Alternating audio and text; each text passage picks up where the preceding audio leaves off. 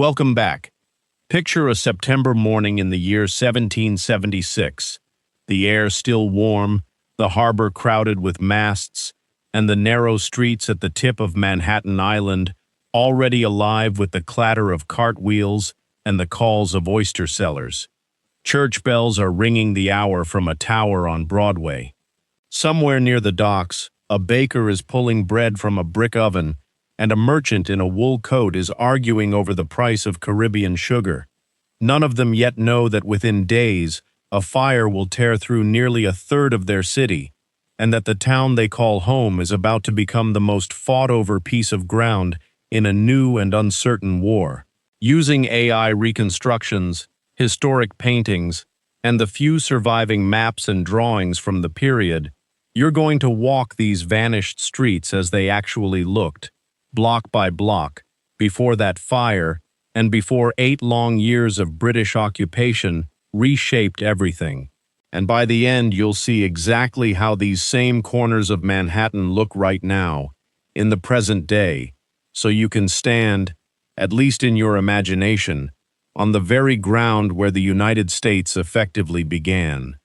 Long before any of that drama, this was a modest, almost sleepy trading post. In 1626, Dutch colonists purchased the island from the Lenape people for goods valued at roughly 60 guilders, and they called their small settlement New Amsterdam. It sat at the very southern tip of Manhattan, protected by a wooden wall along what is now Wall Street, built not for grandeur, but simply to keep livestock in, and, later, to offer a line of defense. The population in those earliest decades numbers only in the hundreds. Streets were unpaved and often ankle-deep in mud after rain. Houses were narrow, stepped gable buildings modeled on those of Amsterdam, built of brick and wood, crowded close together along a shoreline that has since been buried under landfill and centuries of construction. The people who lived here were farmers, fur traders, and sailors, drawn by the deep natural harbor and the promise of the beaver pelt trade flowing down from the interior. In 1664, English ships arrived and took the colony without a fight, renaming it New York after the Duke of York. The people going about their business that year had no idea their trading post would one day be called the capital of the world. They were simply trying to get a good price on furs and grain. By the 1770s, the height of colonial New York had arrived, though it remained modest by the standards of London or Paris. The population had grown to around 25,000 people, making it the second largest city in British North America after Philadelphia. Broadway ran as the city's grand promenade, lined with sycamore trees and lit at night by whale oil lamps mounted on posts roughly every 200 feet. Trinity Church, completed in 1698 and rebuilt larger by 1746, rose as the tallest structure on the skyline, its spire visible from ships still miles out at sea. The building was constructed of brownstone quarried from the New Jersey Palisades, and its bell rang out the hours across a city where most buildings stood no taller than 3 or 4 stories. Fraunces Tavern, opened in 1762 on Pearl Street, served rum, oysters, and roasted meats to merchants and sailors, its yellow brick facade a familiar landmark near the waterfront. And even amid this apparent order, the city was constantly unfinished. Streets flooded regularly near the shoreline. Fires were a near-annual threat in a town built largely of wood and thatch. City records from the period complain repeatedly about hogs running loose through the streets, eating garbage that residents simply threw out their front doors, a persistent nuisance the city council debated for years without resolving. This was not a museum. It was a working, imperfect, sometimes chaotic port town, still very much under construction in both the literal and civic sense. At the heart of civic and spiritual life stood a handful of key institutions. City Hall, located at the corner of Wall and Nassau Streets, housed both the colonial government and, after the Revolution, would briefly serve an even greater purpose. Trinity Church anchored Anglican worship for the colony's elite, while a growing number of dissenting congregations, including Dutch Reformed, Presbyterian, and Quaker meeting houses, reflected a population far more religiously mixed than most other colonial cities. The courts met in cramped chambers where merchants settled disputes over shipping contracts and unpaid debts, disputes that could take months to resolve given the slow pace of transatlantic correspondence. Layered beneath all of this English and Christian civic life remained traces of the Dutch era, street names like Maiden Lane and Stone Street, and legal customs regarding property and inheritance that the English had never fully erased. Walk through the financial district today and you are, in a very real sense, walking through the ghost of a Dutch village that the English builders never fully paved over. Ordinary life in these streets moved at a rhythm shaped by trade and by class. Wealthy merchants lived in tall brick townhouses near Bowling Green, their windows fitted with imported glass, while dock workers, laborers, and enslaved people, who by some estimates made up close to 1 in 5 residents of the city at this time, lived in cramped wooden housing closer to the waterfront and the notorious area later called the 5 Points. The smell of the city was, by every surviving account, overwhelming. A mixture of salt air, fish markets, tanning yards, horse manure, and wood smoke. Street vendors sold hot corn, oysters by the bucket for pennies, and gingerbread from carts, while newspapers like Rivington's Gazette printed advertisements, ship arrivals, and increasingly, in these years, political arguments that split neighbors into loyalist and patriot camps. Graffiti and posted broadsides carried both, sometimes on the very same wall, revealing a city whose population, however small by modern standards, was anything but united in what it believed the future should hold. One landmark captured public gathering and civic pride more than almost any other, and that was the harbor itself, functioning much like an arena does in other cities.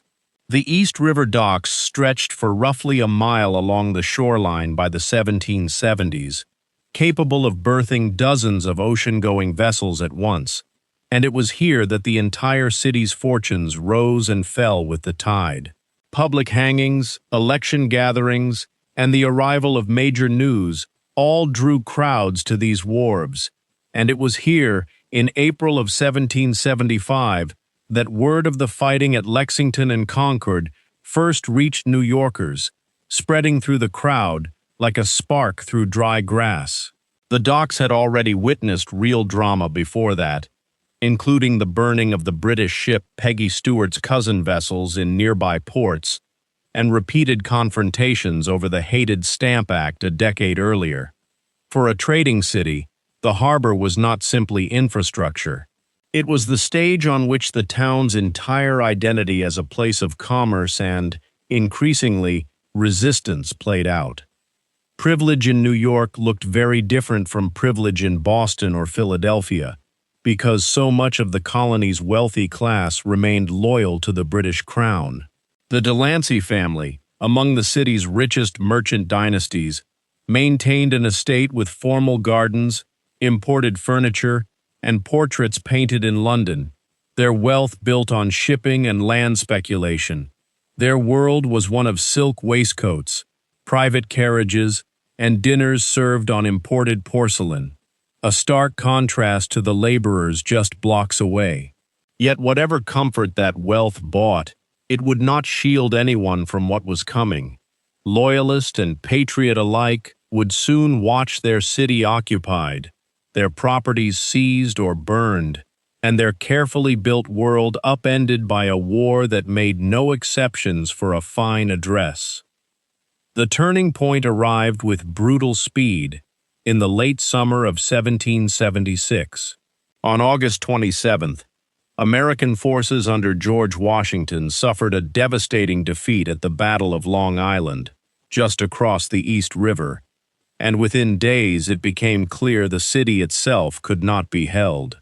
By September 15th, British troops landed at Kips Bay and marched into New York almost unopposed, sending Washington's army retreating north up the island.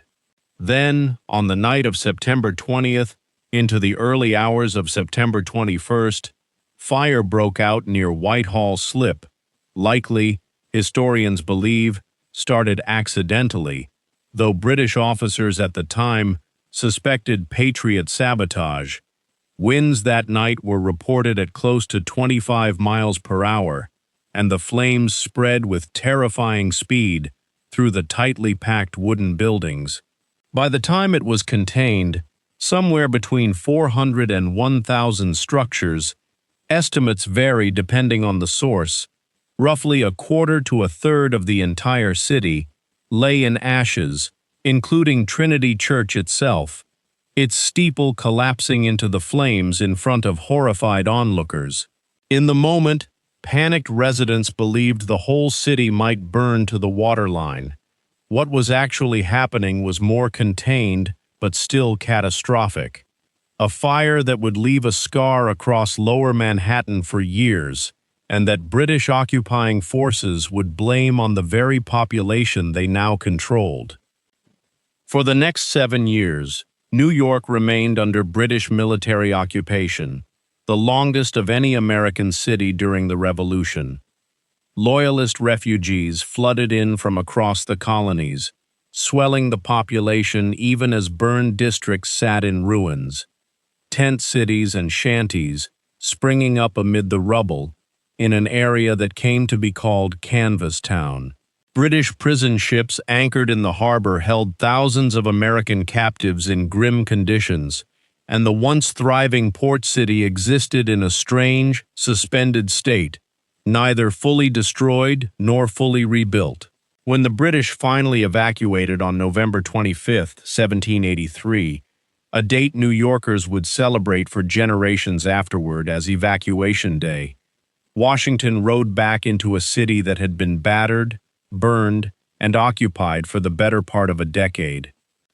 In the years that followed, New York rebuilt itself with remarkable speed, and by 1789 it briefly became the capital of the entire United States. George Washington took the presidential oath of office on the balcony of the newly reconstructed Federal Hall on Wall Street on April 30, 1789, and Congress met inside that same building to debate and pass the Bill of Rights. Yet the city's role as capital was short-lived. By 1790, the seat of government moved on, first to Philadelphia, and eventually to the new capital being built along the Potomac, and much of colonial and revolutionary New York was gradually built over, torn down, and paved beneath a city racing toward the industrial age. It would take historians, archivists, and later archaeologists working through the 19th and 20th centuries to piece together what had truly been lost. Excavations during modern construction projects in Lower Manhattan have periodically uncovered fragments of the old town, foundation stones, colonial-era wells, shards of English and Dutch pottery, even portions of the original defensive wall that gave Wall Street its name. Each discovery offered a small, startling reminder that beneath the skyscrapers lies an entire vanished city of wooden houses, muddy lanes, and ordinary people who could never have imagined what would eventually rise above them. It is worth pausing on that thought. Every cobblestone and foundation stone from that era belonged to someone: a merchant closing his shop for the night, a mother walking her children past Trinity's ruins, an enslaved man rowing a ferry across waters that are now spanned by bridges of steel. They were not symbols. They were people, living ordinary days inside what would become an extraordinary hinge point in history. Today, if you walk that same stretch of Lower Manhattan, you can still find Fraunces Tavern standing at its original address on Pearl Street, rebuilt and restored, now operating as both a museum and a working restaurant where visitors can sit in rooms connected to Washington's farewell address to his officers. Trinity Church was rebuilt twice more after the Revolutionary Fire, and the current structure, completed in 1846, still stands at the head of Wall Street, its churchyard containing the grave of Alexander Hamilton, just steps from the roaring floor of the modern stock exchange. Federal Hall itself was demolished in 1812, but a Greek Revival building now stands on the same spot, operated by the National Park Service, with a bronze statue of Washington marking almost the exact location where he once took his oath. The original city wall is long gone, but Wall Street itself remains, its name the last visible trace of a wooden barrier that vanished more than 3 centuries ago. And the harbor that once carried the first news of revolution now carries container ships and ferries beneath a skyline that no 18th century New Yorker could have possibly imagined, though the water itself and the tides moving through it remain exactly as they were. Thank you so much for spending this time walking through old New York with me. If there's a lost city, a vanished civilization, or a single dramatic turning point in history you'd love to see brought back to life like this, drop it in the comments below and let me know what you thought of today's journey. I read every suggestion, and your feedback genuinely shapes where we go next. See you in the next one.